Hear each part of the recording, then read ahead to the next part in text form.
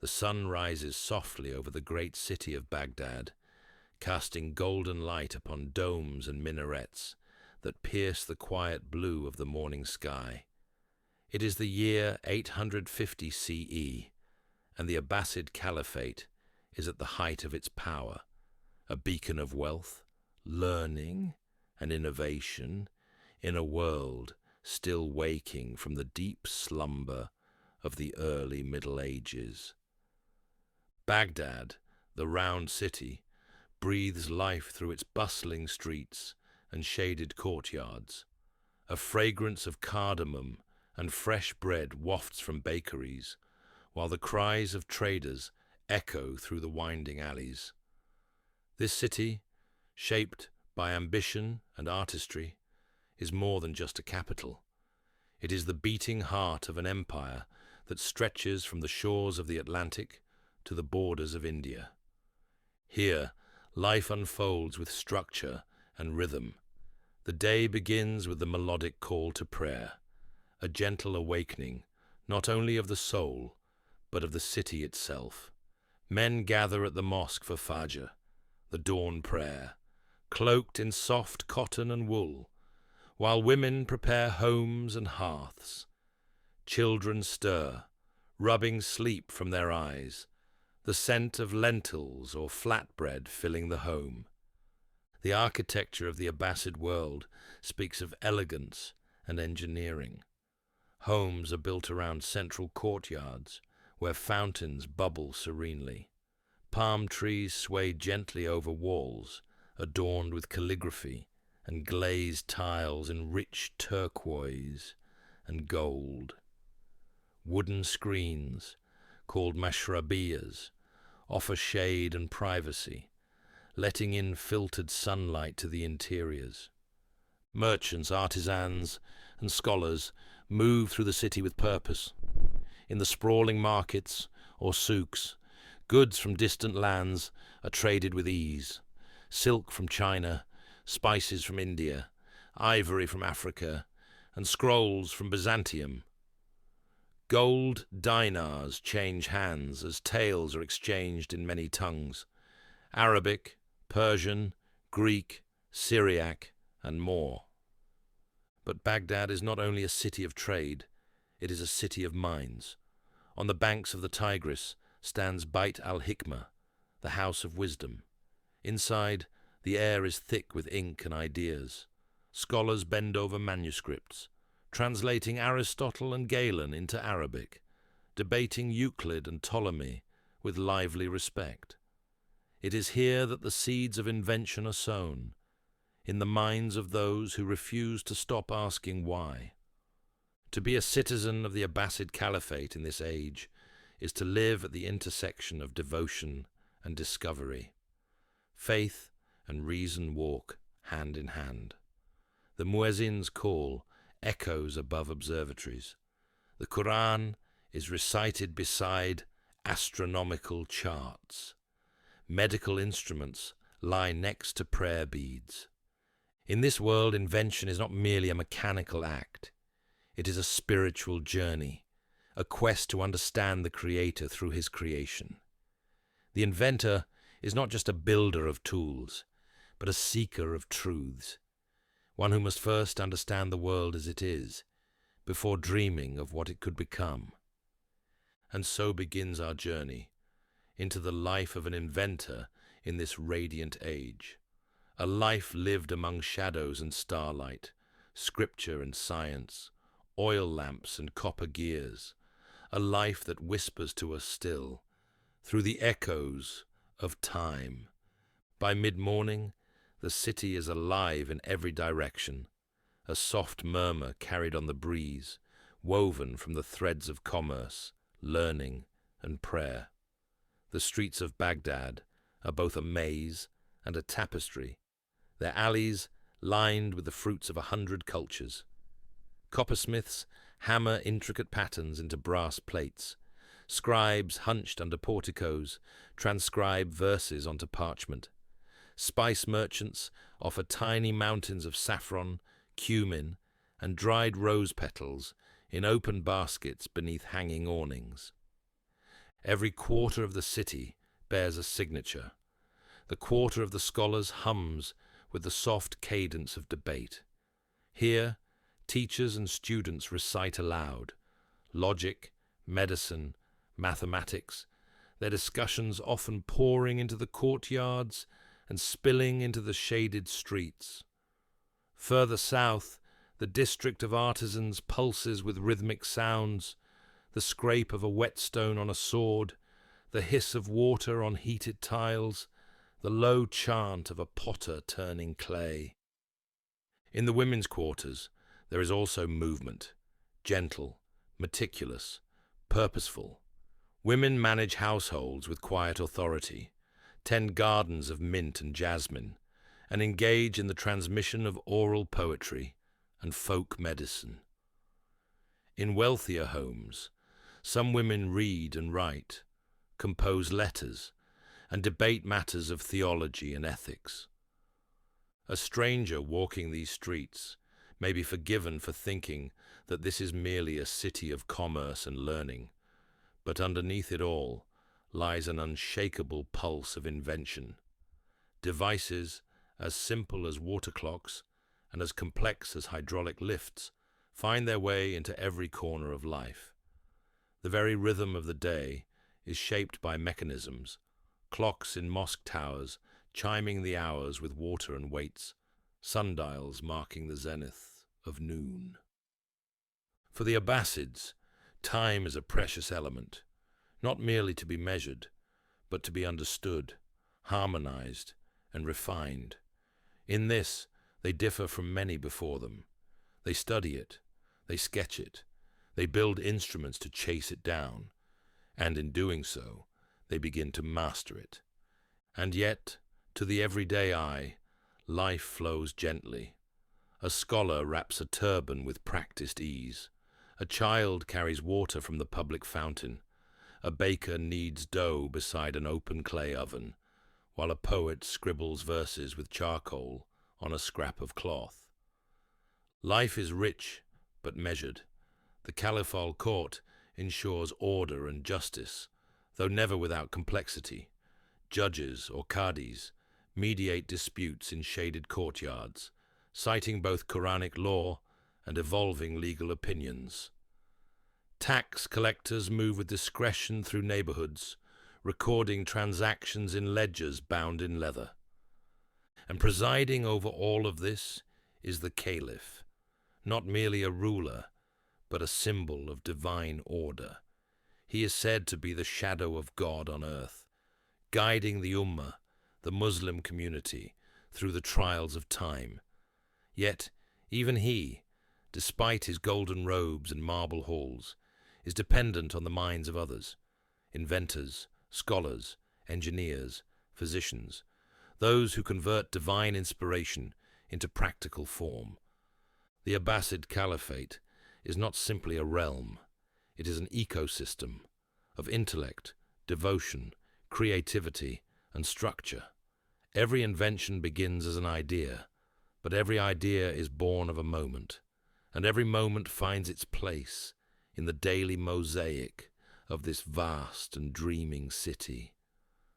Among this mosaic of life walks a certain type of man or woman with curious eyes and calloused hands, the inventor, the craftsman of ideas. He wears no crown, bears no sword, yet shapes the very flow of civilization. An inventor in the Abbasid Caliphate begins not with tools, but with questions. Why does water flow one way? What if light could be bent? Could time be captured, measured, obeyed? These thinkers do not act alone. They are nourished by the house of wisdom, by private patrons, by caliphs who understand that power lies not only in armies, but in knowledge. An inventor may find employment in the court, in a madrasa, or at a private estate. He may live in modest comfort or in quiet opulence. His life is defined by inquiry, experimentation, and the pursuit of something better. His tools are few but sacred: brass compasses, parchment scrolls, glass lenses, reed pens. He keeps notes in ink, made from soot and gum arabic. He drafts blueprints in margins. He argues long into the night with friends over the principles of leverage or the behavior of steam. Yet invention is not always a solitary act. Often, the inventor is surrounded by apprentices, students, or family members who assist him, turning gears, cutting metal, observing the movement of stars through an astrolabe mounted on the roof. Women, too, play roles in these workshops, especially in families where knowledge is passed down through generations. The inventor's home is often part laboratory, part library. Scrolls in Arabic, Greek, and Persian lie beside broken mechanisms and copper wire. Scribes may be hired to copy designs. Diplomats may visit to place orders on behalf of the court. From time to time, the Caliph himself may send word, requesting a device that no one has ever built before. And then begins the inventor's true test, the act of creation. He studies the principles of motion through Aristotle, corrects them through Galen, and finally disproves both through his own observation. He sketches a gear that mimics the motion of the moon. He builds a fountain that sings. He constructs a clock whose dragon-shaped gears strike metal bowls at the hour. Failure is a frequent visitor, but so is wonder. Some inventors focus on medicine, designing scalpels with curved blades, or syringes using suction. Others specialize in hydraulics, using siphons and valves to lift water from wells without touching a drop. Some are mathematicians, others are poets. But all share one thing, a reverence for the harmony of creation, and a hunger to reflect it in metal and mind. To understand the inventor's world is to understand his sanctuary, the Beit al-Hikmah, or House of Wisdom. Standing in the heart of Baghdad, this grand institution is more than a library. It is a laboratory of the mind, a crucible of cultures, a temple of translation and transformation. Here, under the patronage of caliphs such as Al-Ma'mun, knowledge from all corners of the known world is collected, copied, compared, and challenged. Scrolls from Greece, India, Persia, and Byzantium are painstakingly translated into Arabic. Philosophers debate the nature of reality. Physicians dissect the functions of the body. Astronomers measure the heavens with astonishing accuracy. The inventors who walk its halls are not merely artisans, they are philosopher-engineers. They speak as comfortably of metaphysics as they do of mechanics. A single discussion may drift from Plato's Republic to Archimedes' lever, from Indian algorithms to Babylonian star maps. Inside the House of Wisdom, the air smells of ink and aged parchment. Shelves stretch upward, heavy with manuscripts, illuminated texts, and star charts. In one corner, a team of translators works by lamplight, rendering Greek into Arabic. In another, an inventor and a mathematician argue softly over a series of gears drawn on a wax tablet. The rules here are few, but the expectations are vast. Everything must be questioned, every assumption examined, every tradition held up to the light of reason. The purpose is not only to preserve knowledge, it is to refine it, to perfect it, to exceed it. Among the scholars are giants, Al-Khwarizmi, father of algebra, the Banu Musa brothers, creators of incredible mechanical devices, Hunayn ibn Ishaq, translator of Galen and Hippocrates. These men, and many unnamed others, are the guiding stars for the inventors who come after. In this space, the idea of progress becomes tangible. An inventor is not limited by what is. He is animated by what could be. A better clock, a more precise astrolabe, a device to draw water more efficiently, a method to automate a task that once took a dozen men. Here, the soul of the Abbasid Golden Age is etched into copper and drawn in ink, and within these halls, the future quietly takes form, in silence, in sweat, and in sublime thought. No hand may shape a vision without tools, and the Abbasid inventors are never far from theirs. Their instruments are not only extensions of the body, they are extensions of thought, each one a key to a hidden door in nature. The workbench of an inventor is humble yet astonishing. Atop it lie compasses for drawing precise arcs, calipers for measuring width, and fine chisels for carving intricate grooves into brass or wood. A set of hammers hangs on the wall, some heavy for forging, others light for delicate tapping. Files, awls, pliers, and reed pens lie neatly alongside each other. Every tool is respected, almost revered. Metals are the lifeblood of invention. Brass, copper, iron, and sometimes silver are shaped and melted, bent and blended. Inventors understand not only the uses of each metal, but their temperament, how they respond to heat, to pressure, to time. They may alloy copper and tin to create a stronger bronze, or temper steel to give a blade both edge and resilience. Glass is another treasure. Blown in furnaces and ground with fine sand, it forms the basis of lenses, flasks, and decorative elements. Some inventors grind it for use in magnifying objects. Others use it to create water vessels that respond to temperature changes, mimicking the motions of breath. Paper and parchment are no less important. A single scroll may contain a dozen ideas and dozens of sketches, diagrams of pumps, drawings of automata, formulas for weights and balance. Each ink stroke is a record of both inspiration and trial. The Abbasid inventors also use water and air not only as forces to be managed, but as partners in their creations. A fountain may conceal a valve that sings when water pressure rises. A puppet may move by the rise of steam. A lamp may shift its light by the slow drip of water into a hidden reservoir. Even nature itself becomes a tool. Inventors observe the flight of birds to understand lift. They study the shape of fish to improve movement through water. They listen to the flow of the Tigris to build more efficient mills. In every rustling leaf and humming bee lies a lesson in divine design. And in every workshop there is one more vital tool: silence, the silence of thought, the space between ideas, the breath taken before discovery.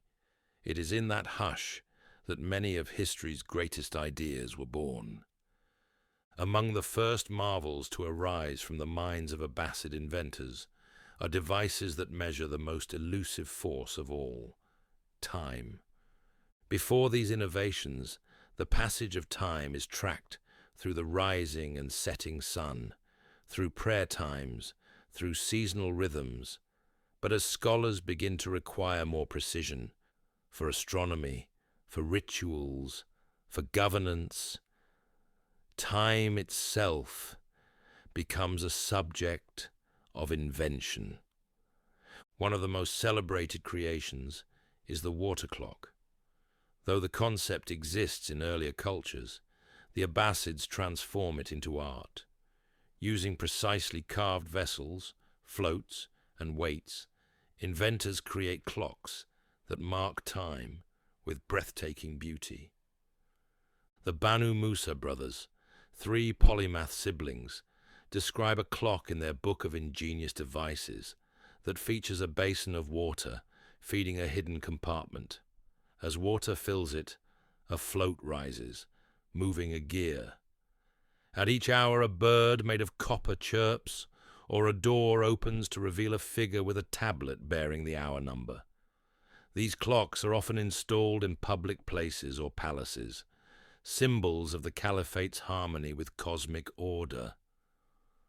Sundials also flourish, set in gardens, mosque courtyards, and towers, but it is the mechanical clocks, powered by weights and escapements, that capture the imagination. These are early ancestors of the ticking timepieces that will one day govern the world. Beyond time, inventors turn to hydraulics, controlling water not just for display, but for labor. They create pumps that lift water from deep wells using pistons and suction. They develop irrigation systems that transform arid land into farmland, channels that divert floodwaters, and locks that allow for river navigation. In hospitals, water-powered devices help regulate temperature and sanitation. In homes of the wealthy, fountains spout in rhythmic patterns, cooled by hidden reservoirs. The practical and the poetic blend effortlessly. These inventions ripple outward, not only changing daily life, but symbolizing something deeper, that humanity can understand the world, measure it, and begin to shape it without violating it. That knowledge is not theft from the divine, but a reflection of it. In time, these devices will inspire others, not only in the Islamic world, but in Europe, India, and beyond. But their heart lies here, in the minds of inventors who sought to listen to the ticking of creation.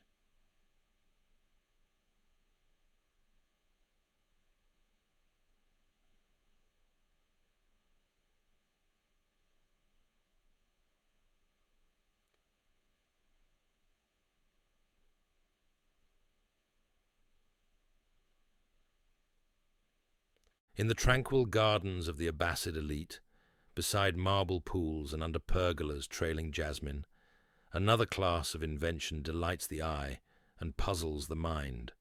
Automata, machines that seem to move with a life of their own.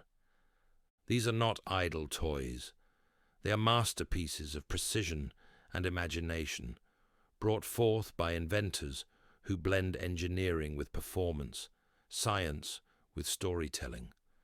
The most famous among them are described in the legendary Kitab al-Hiyal, the book of ingenious devices, written by the Banu Musa brothers. These automata come in many forms: a peacock that bows when approached, its feathers rising with hidden springs; a servant girl made of metal, who pours tea when her cup is tilted; a ship that moves across water, its oars driven by concealed gears beneath the hull. The mechanisms behind these marvels are astonishing. Complex arrangements of cams, pulleys, siphons, and hidden reservoirs. Water flows in a rhythm, lifting floats and shifting levers. Air pressure triggers movement. Counterweights mimic balance. Springs release just enough energy to open a hand, to tilt a head, to draw a curtain. These inventions serve several purposes. In courtly settings, they entertain, delight, and inspire awe in visitors, a reminder of the caliph's wisdom and the empire's wealth. In educational settings, they demonstrate principles of physics and hydraulics. And in workshops, they provide a means for inventors to experiment with new systems and refine old ideas. Some automata are also used in ritual or religion. Devices within mosques may announce prayer times, open doors, or light lamps at precise intervals. Others are found in hospitals, regulating the release of medicine or water for ablutions. And beneath it all, there is a deeper truth. These machines reflect the Abbasid view of the world as a place of elegant design, where natural forces can be observed, harnessed, and honored through craft. They are not mere tricks. They are poems in motion. In the cool, shaded halls of the Abbasid Bimaristan, the hospital, another kind of invention unfolds. Here, in rooms lined with instruments and scrolls, the art of healing becomes a discipline of science and compassion. Physicians in the Abbasid Caliphate are among the most advanced in the world. They draw upon Greek, Indian, Persian, and Egyptian sources, Galen, Hippocrates, Sushruta, and more, integrating their teachings into a coherent, ever-evolving system of medicine. But they do not simply copy, they refine, they experiment, they invent. Inventors in the medical field develop tools for diagnosis and surgery, curved scalpels that follow the shape of muscle and bone, syringes with hollow reeds for drawing fluids, cautery tools to seal wounds. They create scales for weighing powders, distillation vessels for purifying water and medicine, and devices to regulate the temperature of treatment rooms. Medical texts become encyclopedic. Al-Razi, one of the greatest physicians of the age, writes volumes comparing illnesses, cataloguing symptoms, and even designing methods of hospital management. He distinguishes smallpox from measles, invents cleaning protocols for wards, and insists that medicine be tested through observation. Ibn Sina, known in the West as Avicenna, takes this further in his Canon of Medicine, a 5-volume compendium that serves as the cornerstone of medical knowledge for centuries. It includes detailed descriptions of the human body, discussions of mental health, and suggestions for surgical procedures, many requiring custom instruments invented in his time. But medical invention is not confined to the tools of the trade. It extends to the architecture of healing. Hospitals are designed with airflow in mind. Gardens are placed within them for patient recovery. Light and sound are considered vital to healing, and thus the inventor works not just with metal and fire, but with wind and water, with shadow and space. And always, invention is guided by ethics. The physician-inventor is expected to be humble, observant, and compassionate. Knowledge without mercy is considered incomplete. A device that harms is not innovation, but folly. In this world, the boundary between science and soul is thin, and the inventor stands always at its edge. As day gives way to night, another kind of inventor awakens, one who looks not at earth, but at the stars. The Abbasids are deeply fascinated by the heavens, not only for their beauty, but for their utility. Time, direction, ritual, all are bound to the sky. To chart this infinite dome, inventors create astrolabes, intricate devices made of metal, etched with the curves of celestial coordinates. They can tell time, locate stars, determine prayer direction, Qibla, and even measure altitude. Some are as large as a platter, others fit in the palm of a hand. All are masterpieces of precision. One of the most renowned astronomers, Al-Farghani, writes treatises on the movement of celestial bodies, estimating the size of the Earth and the distances of planets with remarkable accuracy. His work inspires inventors to build orreries, mechanical models of the solar system, and star charts that glow under oil lamps. Observatories are built with rotating domes and viewing platforms. Inventors design sextants, armillary spheres, and quadrant devices to improve the measurement of angles. Some construct water-driven devices that track planetary positions in real time. This blending of observation and invention serves not only curiosity, but also religious needs. Calendars are calibrated to lunar phases. Ramadan is determined by sighting the new moon, and prayer times by solar position. The exactness of astronomical invention becomes a matter of both spiritual and scientific importance. And in this skyward pursuit, the Abbasid inventors achieved something rare, a synthesis of the empirical and the mystical. They build machines that honor both the mechanics of motion and the majesty of divine creation. Their instruments do not diminish the stars, they bring them closer. While many Abbasid inventions serve daily life or intellectual pursuit, a great number are directed toward governance and administration. For a vast empire to function, it must move with efficiency, precision, and order. Inventors are essential to this process. One of the earliest applications is in record keeping. Inventors design copying devices and organize scroll systems, allowing scribes to duplicate documents more swiftly. They create inkwells with reservoirs, adjustable writing tables, and rotating document racks. In large bureaucracies, these small innovations make a profound impact. In the realm of taxation, inventors aid in the creation of measuring tools, calibrated scales, graduated vessels, and tally counters. These devices ensure fairness in trade and accurate record-keeping in revenue. Engineers among them build postal systems, stations spaced at regular intervals, with mechanisms for timekeeping and water provision. Riders are dispatched with precise instructions, aided by gears that log distances or lamps that change color as night approaches. For military purposes, inventors develop siege devices, signaling machines, and improved armor and weaponry. Some build water-powered catapults or develop formulae for incendiary compounds.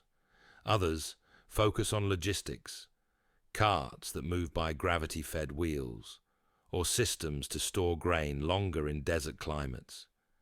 And perhaps most impressively, some inventors work directly for the Caliphate court. They are tasked with constructing complex clocks, public fountains, and ceremonial devices that impress foreign dignitaries. These machines are political tools, expressing not only mechanical brilliance, but imperial might. In this realm, invention becomes diplomacy, a quiet assertion of superiority, a gentle declaration of dominion over time, space, and matter. Invention does not end in the workshop. It travels, and in the Abbasid Caliphate, trade routes are the arteries through which ideas flow as freely as goods. Across desert roads and along the winding rivers, the inventions of Abbasid minds reach distant lands and return enriched by the discoveries of others. The Silk Road brings more than silk. From China come techniques of paper-making, compass design, and lacquerware.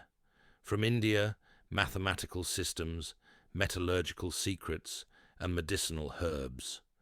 Persian craftsmen offer intricately glazed ceramics and architectural methods. Byzantine artisans bring glassware and mosaics. All these influences blend in the Abbasid world, each edition refined, adapted, or transformed by local genius. To facilitate such exchange, inventors play a role in transportation itself. Caravans are fitted with padded harnesses and water-regulated storage boxes. Boat builders incorporate new techniques of hull design and waterproofing. Carts and wagons are balanced with precision thanks to mechanical insight. And communication across distances is improved through clever contraptions, rotating sign towers using colored cloth, time-synchronized lanterns for signaling, and written codes carried in tightly sealed tubes resistant to the elements. These innovations empower not only the merchants, but the empire itself.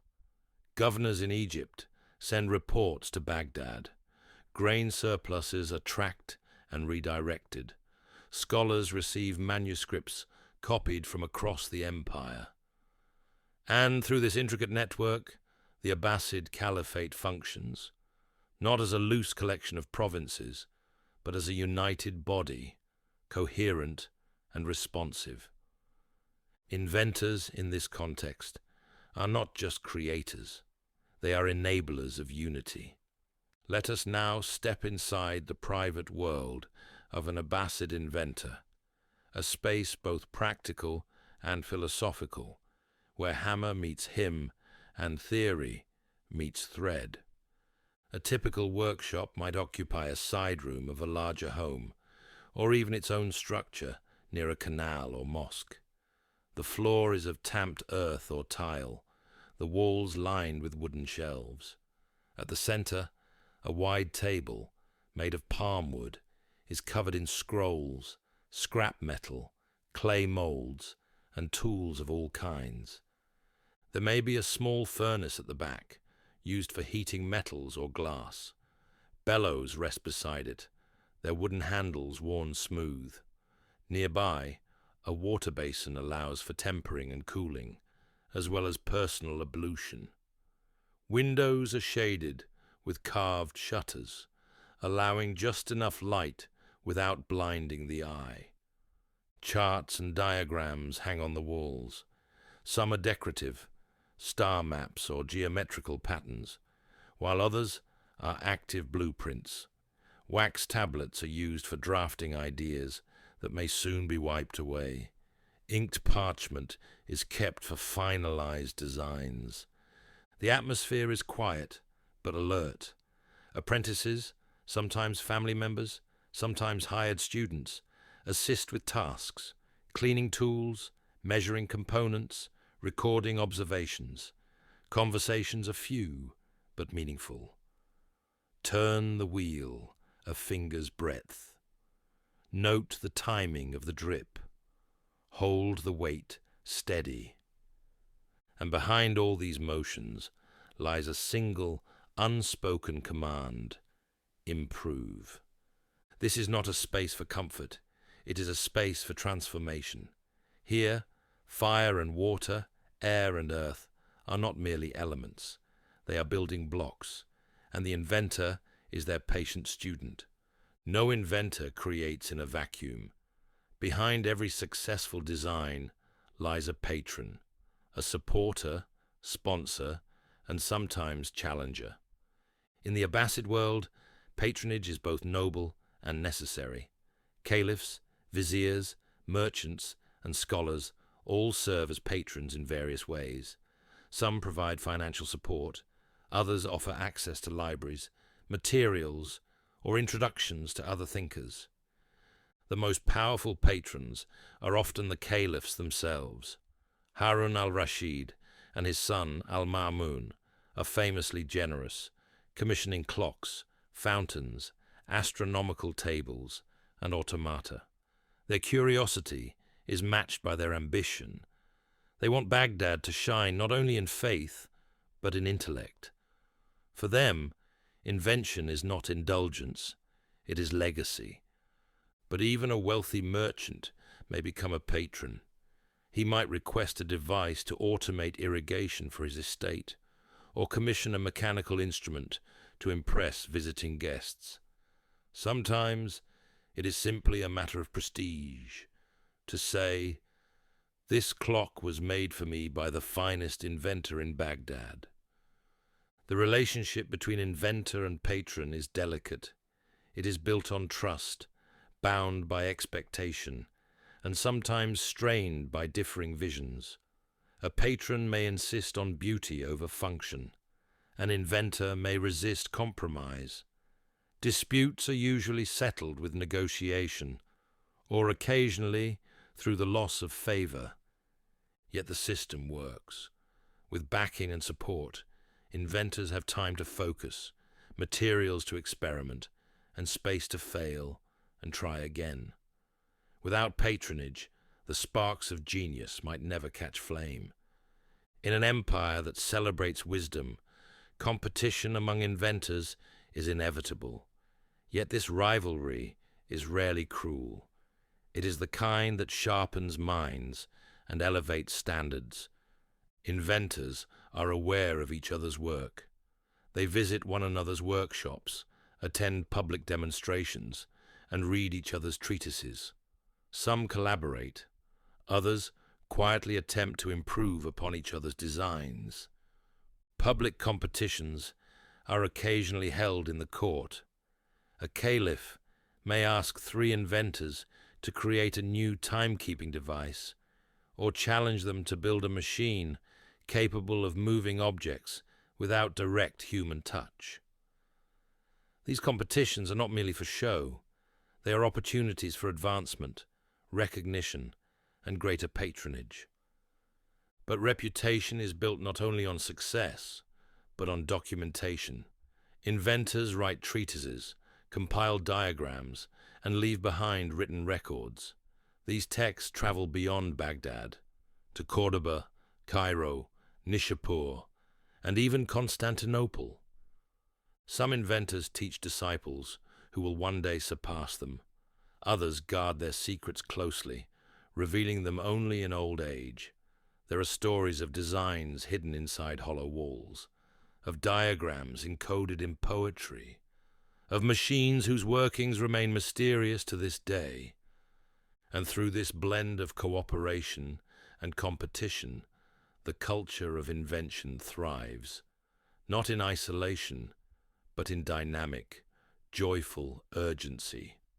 Though often overlooked in chronicles written by men, women in the Abbasid Caliphate play meaningful roles in the world of invention, some in visibility, others in silence. In households of scholars and inventors, daughters are sometimes taught the arts of calculation, astronomy, and crafting. In merchant families, women help manage workshops, order supplies, or oversee production of textiles and medicinal remedies.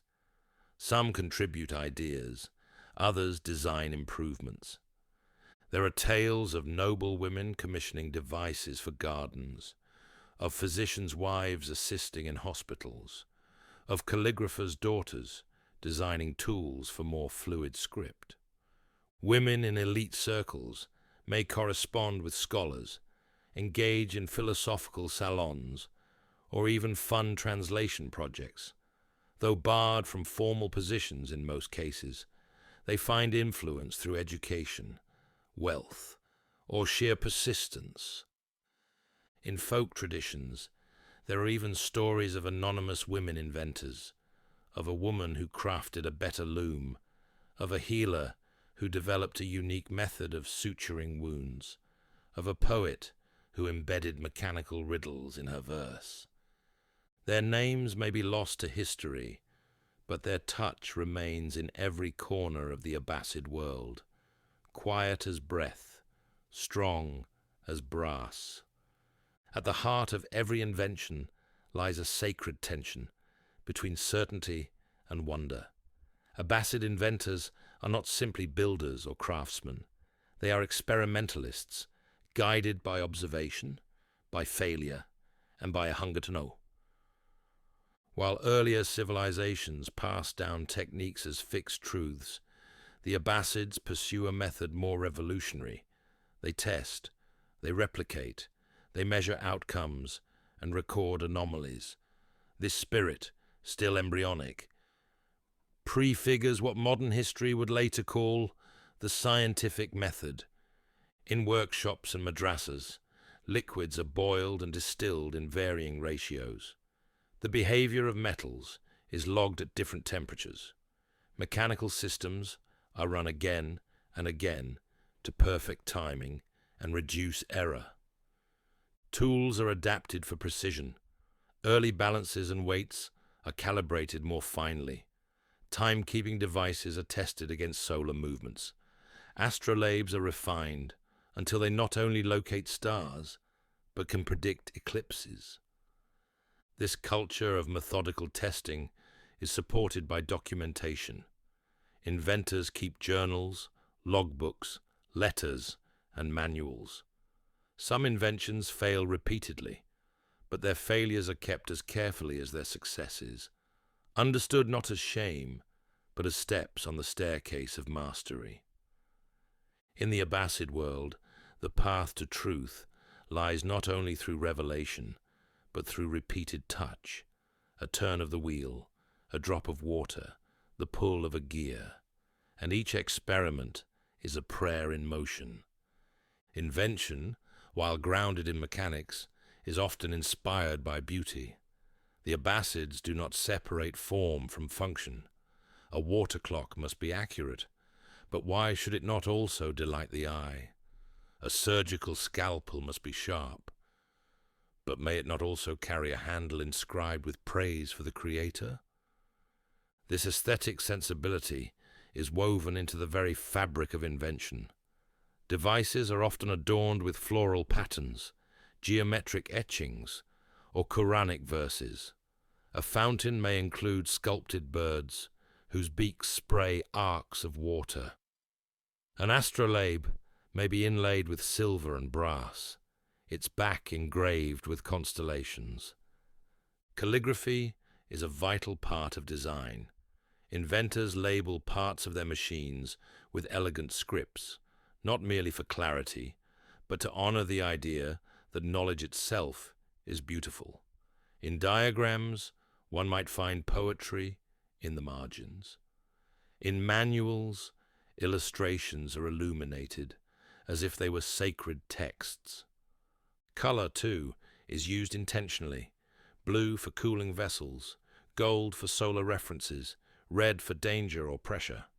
Textiles used in devices for filtering, measuring, or sound are chosen with care, dyed in rich hues that resist fading. This blending of engineering and elegance reflects the Abbasid worldview. To create is to imitate divine artistry. To design well is to participate in the balance of the cosmos. And so, invention is not a cold calculation. It is an art form, luminous with purpose. As time advances, so too does the depth and breadth of Abbasid innovation. Generations of inventors build upon each other's work, refining, expanding, and sometimes revolutionizing entire fields. One breakthrough leads to another. The astrolabe becomes more accurate, with multiple rotating plates to account for different latitudes. Water clocks begin to incorporate complex gearing systems that anticipate pendulums. Wind-powered machines are explored, and experiments with optics lead to the crafting of early lenses. The use of gears becomes widespread. Inventors begin to understand gear ratios, torque, and mechanical advantage in new ways. This allows for the construction of compound machines, devices with interlocking functions such as fountains that reset themselves, or instruments that display multiple data points at once. In medicine, innovations continue in anesthesia, wound care, and sanitation. Distillation techniques improve not only the quality of medicine, but also lead to the creation of more stable ink, perfume, and even primitive alcohol for sterilization. Alchemy evolves, not in pursuit of gold, but in chemical refinement. Techniques for smelting, alloying, and dyeing become sophisticated. The concept of laboratory control, regulating heat, isolating substances, becomes central. Navigation benefits as well. Star charts are redrawn with improved accuracy. Sea compasses and wind roses appear in maritime texts. Mechanical devices are proposed to aid with long-distance travel. Not fantastical machines, but tools of real use to captains and caravans. And with each improvement, the Abbasid Caliphate grows not only more capable, but more confident a civilization conscious of its own advancement. As inventions spread across the Caliphate, they begin to enter homes and public life more visibly. What was once rare becomes familiar. Clocks adorn mosque towers. Astrolabes are used by travelers. Medical tools are found in every Bimaristan. In larger homes, water pumps allow for elevated gardens. Mechanized fans cool salons. Scented water sprays from hidden fountains during festive gatherings. Lanterns are fitted with rotating shields to create moving shadows on walls. Eland storytelling for guests. Public baths employ valves and pressure systems to regulate water temperature. Markets use standardized weights and automated pulleys. Even children's toys reflect innovation. Spinning tops with gyroscopic balance. Shadow puppets with movable joints. Puzzle boxes that can only be opened by solving a riddle.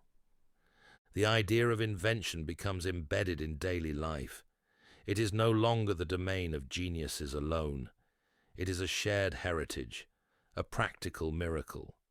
More importantly, it becomes expected. People begin to ask not only, can this be done, but can this be improved? A spirit of inquiry pervades society, and that, more than any single machine, is the true invention of the Abbasid age. Yet no golden age lasts forever. Time, like the water clocks of Baghdad, moves onward, relentless, cyclical, sometimes cruel. As the centuries pass, the Abbasid Caliphate faces internal strife, political fragmentation, and external invasion. The Mongols will one day come, and with them, the fires that consume libraries, the silencing of workshops, the collapse of patronage networks. But the spirit of invention does not vanish, it migrates. Books rescued from Baghdad find homes in Cairo, Samarkand, Cordoba. Scholars retrace the designs of forgotten masters. European thinkers, centuries later, will study Arabic texts and marvel at their ingenuity. In hidden corners of Persia, Egypt, and Andalusia, small workshops persist. In their quiet rooms, the old diagrams are studied, copied, reborn. A clock is built in Damascus, a new surgical tool in Fez, a star chart in Granada. And the Abbasid inventor lives on, not as a man, but as an idea, as a whisper of excellence, as a standard for what is possible when thought, faith, and craft move together. The last great Abbasid inventions may never be known. Some were lost to time, others were never written down, but the legacy remains, not in brass or parchment, but in the very notion that humans can shape their world, not just endure it. The sun once rose over Baghdad, casting light on domes of knowledge and rivers of ink. That light has dimmed, but it is not gone. It burns now in every mind that asks, how does this work, and can it be made better? Invention is the defiance of finality. It is the belief that the future can be touched with the hands of today. And nowhere was that belief more luminous, more brilliant than in the Abbasid Caliphate, the empire that turned questions into machines and machines into miracles. Imagine now a single man, unnamed by history, his hands stained with oil and soot, his heart alight with the glow of ideas. He sits by a flickering oil lamp in the last light of evening, staring at a wheel that turns not quite right. Around him are tools, scrolls, and fragments of failed experiments. Above him, the stars rise, bright, ancient, constant. He adjusts the wheel, listens, adjusts again. There, a click, a smooth turn, the sound of something falling into place. He smiles, not for glory, nor wealth, nor reward, but for that most sacred joy, understanding. This man, and hundreds like him, will never be recorded in the grand annals of empire. Their names are not carved in marble, their portraits are not found in palaces, and yet their minds were the quiet engines of civilization. They believed in progress before the word had a name. They believed in order before the cosmos was charted. They believed in truth, the kind not dictated, but discovered. In their hands, the abstract became concrete, the celestial became mechanical, the invisible became visible.